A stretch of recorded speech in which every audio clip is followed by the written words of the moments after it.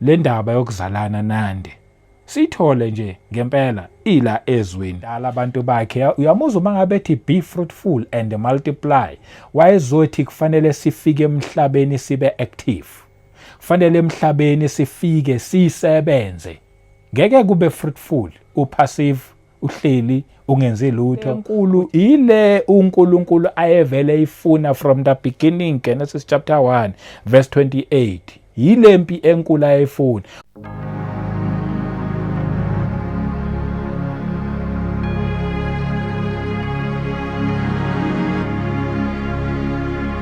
Welcome once again kwiKota2 Media. Igama lami ngumduduzi ngwakashabanga. Sibingelele umoya ongcwele khona phakathi kwethu, sibingelele abangcwele.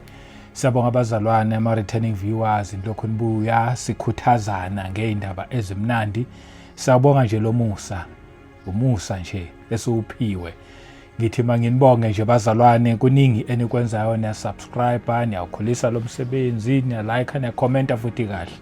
Ngiyabonga nje kakhulu ama-comments eni. Kumuntu oqala ukuhlana nale channel kuzothi ungashintshi ngayindawo la ekhaya sikhuluma nje indaba ezimnandi eyithinta umuntu kanye noNkulunkulu lezi. Bazalwane, mangithi nje siyabonga so far kubazalwane asebenikelile for indaba yomkhuleko waseNgcobo. Siphinde nje siqhuqhumezele bazalwane ukuthi asiqhubekeni ngokholwa iNkosi. Siyanibonga nje kakhulu, sinithanda futhi ngendlela esimangalisa. Asingenene endabeni yanamhlanje. Indaba namhlanje-ke ngizoyiqala nje kuGenesis chapter 1 verse 28. Ngeke ngathi ukuyikhuluma before le ndaba. Namhlanje ngithi ake ngithi ukwanda ngayo kakhulu, but asifundi iBhayibheli lona nje elozikhulumela. Ithi ku verse 28, then God blessed them. Ngicela nje ukuthi sifunde kahle singajahanga ndawo ukuze sokwazi ukuthi si-understande kahle. Lihleliza uNkulunkulu wababusisa, wayesemdalile umuntu wesilisa nowesimame. Ingakho lithi then God blessed them. Wababusisa. Uma ngabe sebabusisile, kusho ukuthi wayesefake nomoya wakhe uNkulunkulu njengoba ebabusisa nje, wayesebaphefumulele.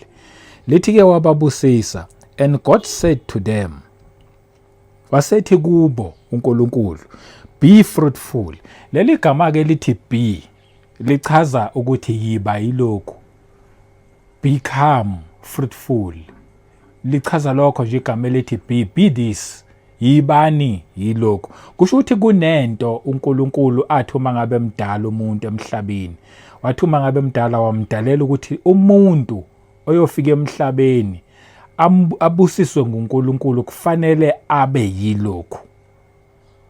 Wamdalela ukuthi umuntu abe fruitful. That's number 1, sik-underline nje lokho. Number 2, and multiply. Umuntu multiply kusho ukuthi times, abe fruitful, aphinde akubu fruitful bakhe bu times, multiply. Lithi fill the earth. Okwesithathu lokho, umhlaba nuwugcwalise. Okwesine lithi and subdue it, nuwunqobe umhlaba. Bese lasho ke lithi have dominion over the fish of the sea, over the birds of the air, and over every living thing that moves on the earth.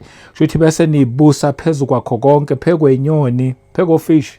Lithi sibuse phekwefish basemanzini, phekwenyoni, emoyeni, nakukho konke nje okuhamba emhlabeni sibuse. Mawulifunda ngesizulu lelizwi leli, ngithi angiphinde ngiyilethe le ndaba ngoba uma ngabe uyifunda ngesizulu izokuthatha kuse kwenye indawo.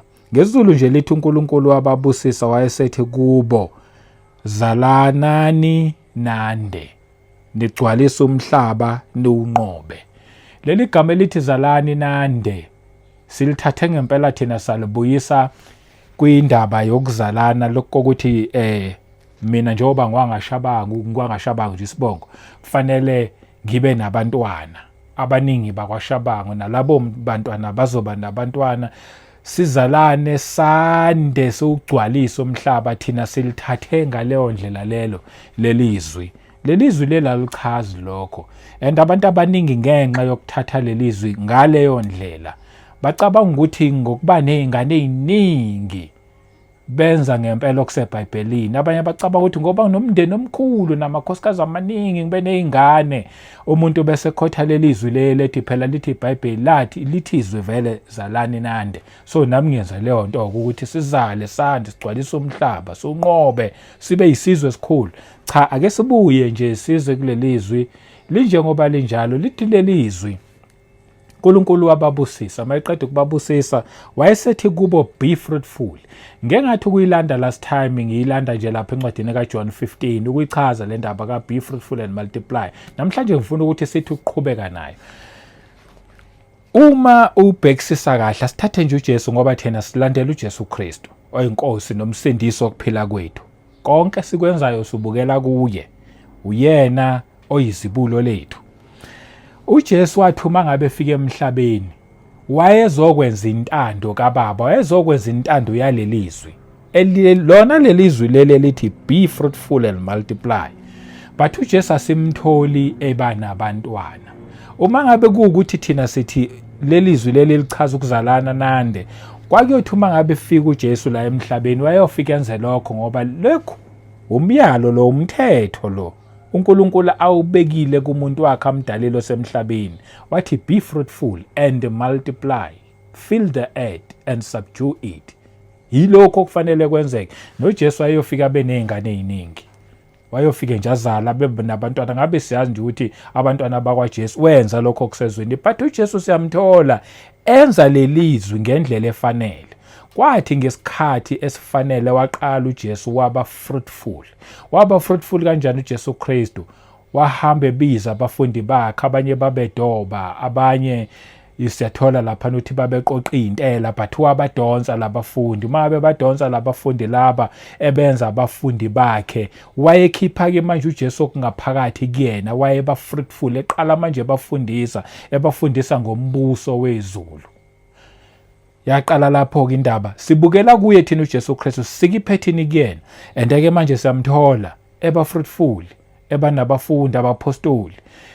Kuhambe kwahamba waphinde waba nabanye futhi abawu-70 laba abathuma 2 by 2 baba baningi. And siyathola masilifunda lelizwi leli ukuthi futhi bona labafundi abapostoli nabo bahamba bashumayela futhi nabo-ke manje sebehamba beshumayela begcwalizwe lonke.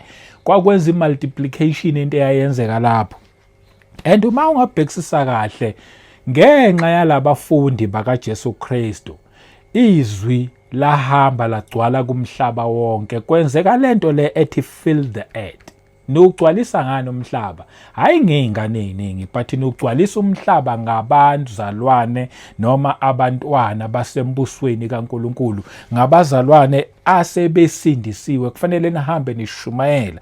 Ngesikhathi nihamba nishumayela lifinyelela izwi kwizindawo zonke kumhlaba wonke, niyagcwalisa kumhlaba wonke lelizwi leli. Ngesikhathi lelizwi likaNkulunkulu belizwa abantu bephenduka ezonweni zabo, bebuyisana noNkulunkulu. Benzana abantu ngaleso sikhathi? Bayanqoba. Banqoba kuphi abantu? Banqoba esitheni. Ngoba la emhlabeni kunesitha esikhona esilwa necreation kaNkulunkulu. Lesi sitha-ke whether usindisiwe noma usindiswanga, noma ungathi awumfuni uJesu Kristu, lesi sitha sinandaba nawe.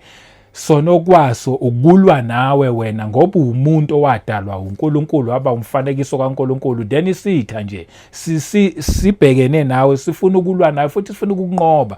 But uNkulunkulu thina wathi uma ngabe sidala wasidalela ukuthi masinqobe. Ake sibheke sidlule nje kuJesu siye kumpostoli wabezizwe, okuyena nje simbiza ngompostoli wethu wabezizwe, ogama lakhe lingu-Apostle Paul.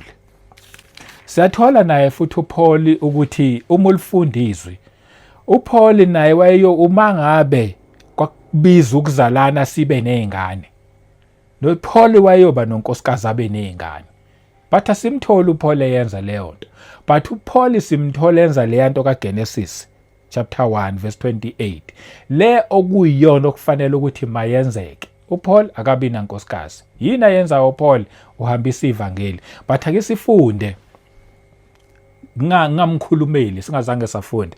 1 Corinthians chapter 7, ake siqale la ku verse 8 ukuze sizokwazi ukuthi sizwe kahle. Ithi ku verse 8, But I say to the unmarried and to the widows, it is good for them if they remain even as I am. Uthi kwabangakashadi, aphinda athi futhi kubafelokazi, kuhle uma ngabe ningahlala nikanjalo. Ongashadile angabe sashada, umfelokazi angabe safuna futhi ukuthi aphinde ashade futhi. Engathi uthi uPaul engathi beningahlala nje nikanjalo njengoba nami ngihleli kanjalo. Akana nkosikazi uhleli njengoba ehleli. Uma sithi thina ukuzalana nande kubiza ukuthi sibe nabantwana, kusho ukuthi uPaul waye against izwi likaNkulunkulu ke. But ukuthi silizwe kahle lelizwe siyathola uPaul ukuthi cha, waye understanda into eyayishiwo uNkulunkulu la uma ngabe ethi multiply. Uma ngabe ethi be fruitful and multiply. Uzoyifunda ke le ndaba wena nje la ku 1 Corinthians noma ungayiqala ku chapter 1 ku chapter 7 uqale ku verse 1 wehle nayo uzokwazi ukuthi uyizwe kahle. Mina ngizojumpa amavesi just ukusave isikhathi ngoba ngifuna ukuthi ngibe mude. Ngizoya la ku verse 32. Ithi ku verse 32 mangifunda ithi but I want you to be without care. Uthi ningakhathazeki, ngifuni nikhathazeke. Yilokho akushoyo la. He who is unmarried cares for the things of the Lord, how he may please the Lord. Uthi ongashadile, angifuni nikhathazeke. Yabona ongashadile njengoba nje ekhuluma ngabafelokazi nabangakashadi uthi engathi beningahlalani kanjalo njengoba nami ngihleli kanjalo. Usiyasho ke lapha ku verse 32 ukuthi yabona nje umuntu ongashadile ukhathalela umsebenzi wenkosi. Lithi uma liqhubeka lithi futhi ngendlela akhathalela ngakhona umsebenzi wenkosi, lo muntu lona uhleze efuyisa ukuthi inkosi ngingayijabulisa kanjani. Wayekhathalela umsebenzi wenkosi, kusho ukuthi uPaul usho into yena ayenzayo. Ukhathalela umsebenzi wenkosi. Muphi umsebenzi wenkosi? Okokuqala nje umsebenzi wenkosi ukuze sikwazi ukuthi siwenze sise kahle. Kubiza ukuthi hlala nje ngempela uhleli njengoba uhleli mangaba kwakashada uvela ungashadi. There's nothing wrong, uyayisho Paul, there's nothing wrong mangaba abantu beshada, there's nothing wrong uthi futhi uqhubeka emshadweni, akukho ku wrong, but uthi nayi indaba la ikhona. Ongakashada ukhathalela umsebenzi wenkosi khona ezoba fruitful, ngoba uba fruitful kahle uma ngabe nje uhlele enkosini. Ongakashada ukhathalela umsebenzi wenkosi nokuthi inkosi angayithokozisa kanjani. And siyamthola ngempela uPaul. Wahamba ke yena wathunywa kwabezizwe. Walihambisa leli ivangeli lasisabalala kwabezizwe njengoba mina nawe namhlanje sesiyazi ngoJesu Kristu. Lahamba lafika nje kumhlaba wonke, ukho umhlaba la iBhayibheli lingekho khona, iinterpretation yeBhayibheli ingekho khona. Babenza lento yokuthi be fruitful. Njoba nila emhlabeni nje uNkulunkulu uthi nginibusisile. Thelani ithelo, ni multiply. Niugcwalisa umhlaba, niugcwalisa ngabantwana bakaNkulunkulu lo mhlaba, hayi ngabantu abangamfuni uNkulunkulu. Niunqobe futhi lo mhlaba ngoba lo mhlaba lo nikhona kuwo nje for ukusikhashana, kodwa manje ngifuna nithi nikuwo nibe niunqoba. Shuthi manqobe lo mhlaba nobe nqobe izinto futhi zalo mhlaba, ukuthanda lo mhlaba, nobe nqobe nananesitha futhi, but asiqhubekele phambili ukuze sizoyizwa kahle le ndaba yokuzalana nande. Sithole nje ngempela ila ezwini. Angifuni ukuthi umuntu mhlawumbe wangizwa last time athi ya ngamuzwa kodwa angizwanga kahle. Uyayizwa indaba kaJesu wayengashadile kodwa samthole ba fruitful and multiply. uPaul wayengashadile samthole ba fruitful, enzani futhi uPaul multiply. Ake dlulele phambili sobheka la encwadini ka Jeremiah chapter 23. Ithi la ku Jeremiah chapter 23 akiqala nje from verse 1 khona sokwazi ukuthi sizwe kahle le. Ithi woe to the shepherds who destroyed and scattered the sheep of my pasture, says the Lord. Maye kubelusi noma abaholi okuyibona ngempela abachithayo futhi basabalalise izimvu zenkosi, kusho uJehova. Ithi ku verse 2, therefore thus says the Lord God of Israel against the shepherds who feed my people. Nakho kushiwo nguJehova uNkulunkulu ku-Israyeli, kubelusi noma kubaholi laba abafida noma belusa izimvu noma belusa abantwana bakaNkulunkulu. You have scattered my flock. Izimvu zami nisabalalisile noma niyichithile. Driven them away and not attended to them. Nabayeka nje abantwana bakaNkulunkulu. Futhi mangathi abheka vele ekulesikhathi esesikuso-ke manje abantwana bakaNkulunkulu ba-up and down, bayangena bayaphuma emasontweni. They are scattered, futhi akekho ngempela obanakayo. Iyaqhubeka ithi, behold, I will attend to you for the evil of your doings, says the Lord. Kubelusi noma kubaholi abathi thina singabefundisi bamasonto.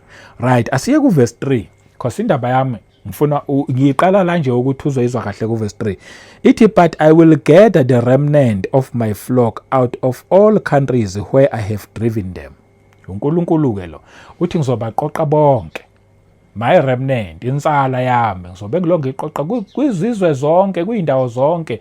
Uthi lapha engimina uNkulunkulu engibase khona, uthi ngizobaqoqa lo bonke and bring them back to their folds.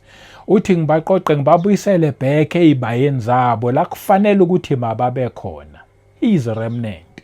Ukhuluma ngensala yakhe, khuluma ngabantwana bakhe abamesabayo uNkulunkulu, abamfunayo futhi uNkulunkulu ngeqiniso. Uthi ngizobaqoqa, ngithi mase ngibaqoqile ngibabeke ezibayeni la kufanele ukuthi mababe khona.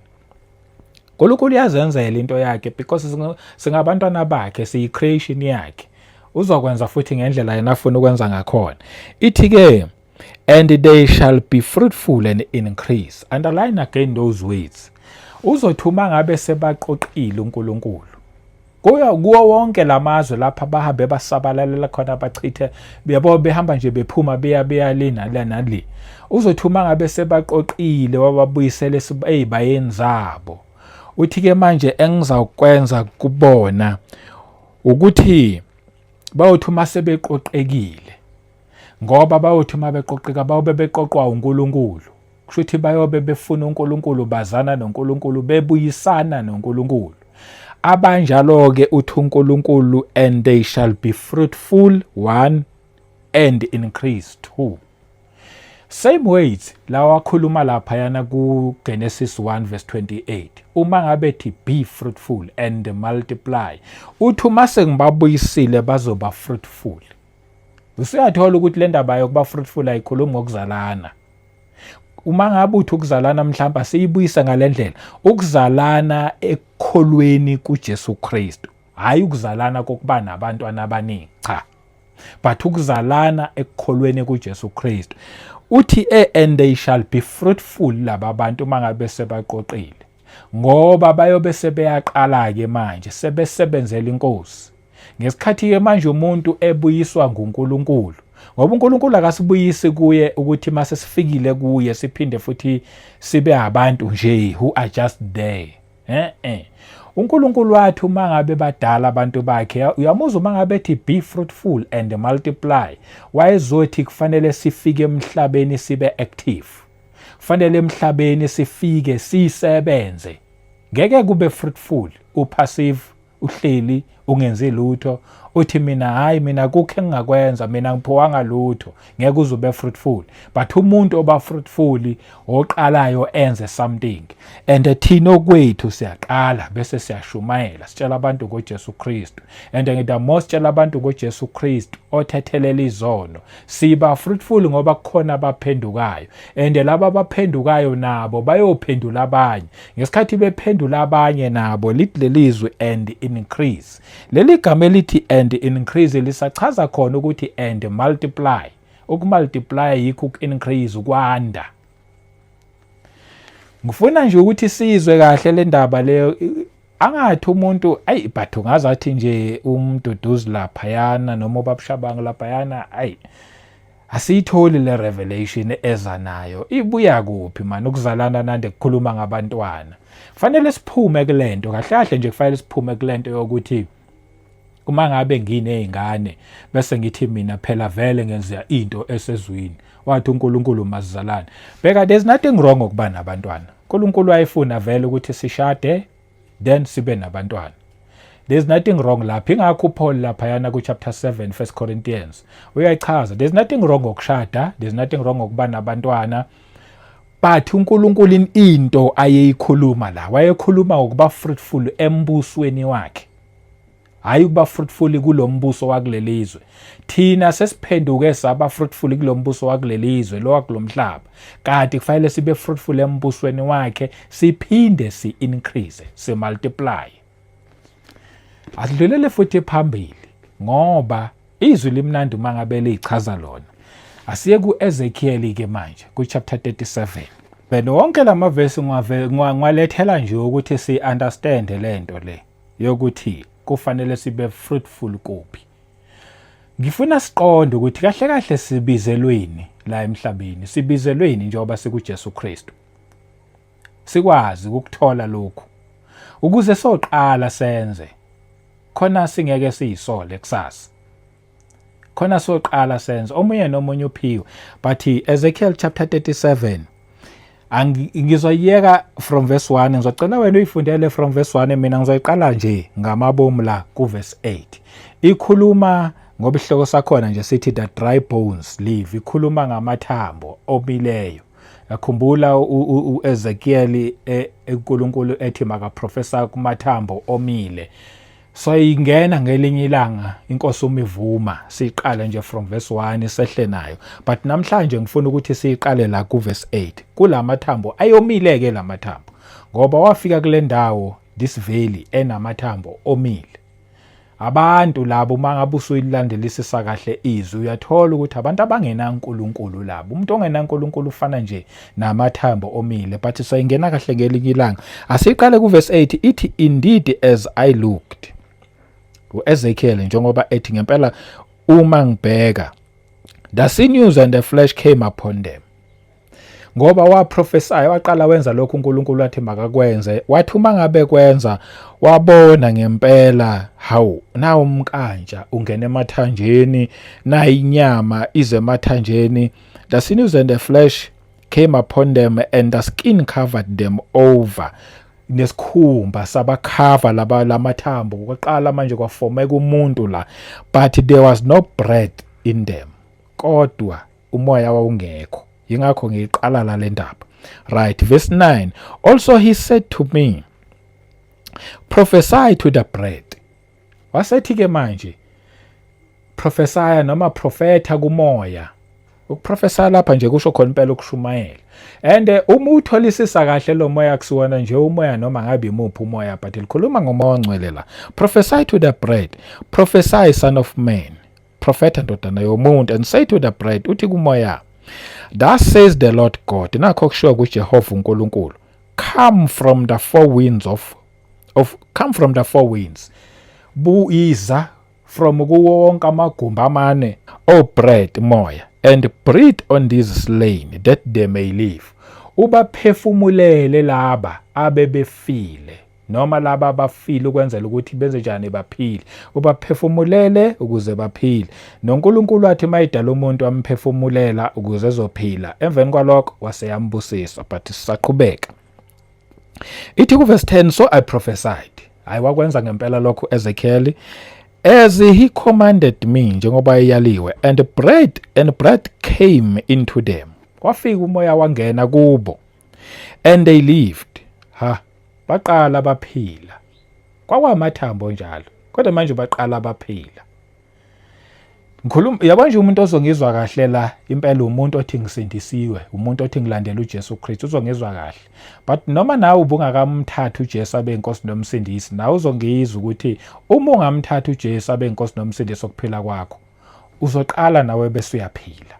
Uzokupha nomoya okukumoya ongcwele, and then nawe uzobe sewuyaqala uyaphila. Lalela ke. And they lived and stood upon their feet. Uyabona ke once kwangena umoya emntwini, wathola umoya ongcwele, umuntu akakwazi ukuhlala. Yingakho lelizwi leli lithi and stood upon their feet. Bama ngezinyawo.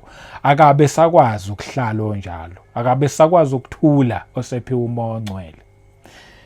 Lalela ke iqhubeke ithi an exceedingly great army.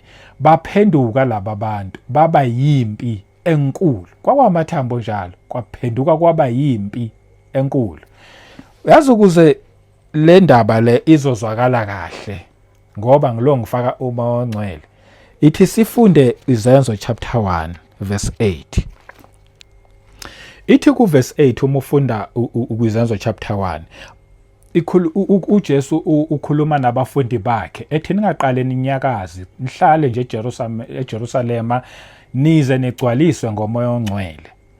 Nalapha ku-Ezekiel njengoba sifunda nje lapha ku-Ezekiel naye kwafanele ukuthi awubize lo moya kuwo wonke amakhona amane omoya, awubize uzongena kulaba bantu. And lithi uma ngabe sewungena bebefile baqala basebeyaphila and basebema ngeenyawo. Lalela-ke uma ngabe ikhuluma kuZenzo 1:8 ithi but you shall receive power when the Holy Spirit has come upon you. Kunekhoma la lithi nizawukwamukeliswa amandla uma ngabe umoya ongcwele usufikile phezu kwenu. Once wafika umoya ongcwele phezu kwenu ngeke uhlale phansi noma ngezinyawo. Angazi ukuthi bangakabangizwayo kule ndaba. Uyaqala bese uma ngeenyawo. Siyamdinga umoya ongcwele, that's why ngiyithanda indaba kamoya, siyamdinga kakhulu. Akukho esingakwenza singenayo umoya ongcwele. Yabona masashumayela uJesu Kristu singambizi umoya ongcwele, singamfaka umoya ongcwele, singamshumayela umoya ongcwele, then soshumayeza amakholwa ayohlezi nje amakholwa apassive. The slain believers. Amakholwa asafile lamakholwa but amakholwa yamuzwa uthi mangabe ngiprofesaya kubona uEzekiel lapha ku37 uthi ngabona umkantsha nenyama nesikhumba bekhaveka but bekukhona bekusashoda umoya ukuthi umoya ungene kubona khona bezokwazi ukuthi baphile. Lithi sawukwamukeliswa amandla nalapha ku-Ezekiel bamukeliswa amandla, ingakho baqala bama ngeenyawo. Samukeliswa amandla umoya ongcwele usufikile kuthina. And lithi and you shall be witnesses to me in Jerusalem. Niqhubeke niye eJudiya, kwiJudiya lonke niye eSamaria and to the end of the earth. Nihambe nize nigcwale nize nifike ekugcineni komhlaba. Ithi ku-Ezekiel chapter 37 la ku verse 10 uline lapha ukugcina ithi and stood upon their feet an exceedingly great army. Ngesikhathi ke manje bema ngezinyawo beba this great army, this army enkulu, impi enkulu la yakhuluma ngayo. Yibo phela laba bahamba beyofakaza ngoJesu. Uthi you shall be witnesses to me, kusho uJesu Kristu, noba ngofakazi kimi. Shuthi sobe sihamba sifakaza ngoJesu Kristu, sihamba sishumayeza abantu ngoJesu Kristu. Asibashumayeza abantu ngelinye ivangeli elingenayo uJesu Kristu. Abantu sibatshela ngoJesu Kristu owamukelwayo, oconfesswayo ngomlomo. Umuntu bese yasindiswa mayesemtholile uJesu Kristu bese ebhabhadiswa, abhabhadiswe nangomoya ongcwele bese ethola amandla. Ngesikhathi ebhabhadiswa ngomoya ongcwele ethola amandla bese ema ngeenyawo. Uma ngabe ema ngeenyawo bese yaqala ke manje shumayela kwiJerusalem, meaning lapho ozalelwe khona. Uqala ushumayela lapho uye kwiJudiya lonke, uye eSamaria uzofike. Yabona yiyo le army lempi le enkulu lempi le enkulu ile uNkulunkulu ayevele ifuna from the beginning, Genesis chapter 1 verse 28. Yilempi enkulu ayefuna. Uma ngabe ethi be fruitful, so ba fruitful kanjani? Ngokuthi asiphefumulele ngomoya ongcwele, asibusise. Ngesikhathi sesinjalo ke manje sesiyaqala ke manje siba fruitful.